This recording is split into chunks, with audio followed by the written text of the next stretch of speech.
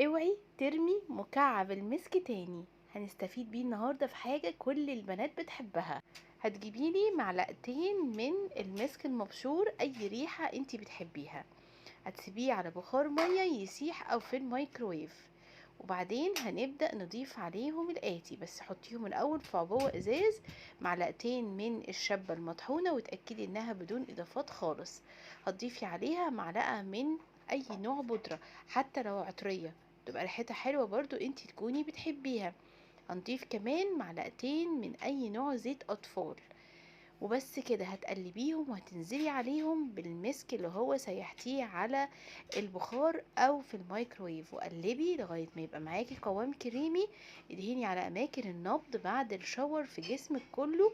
ريحة تدوم مفحفحة كده، هتبقي ماشية في عواحة في البيت 24 ساعة وممكن اكتر كمان. جربيها وبعتيها لصاحبتك اللي بتحب الريحة الحلوة.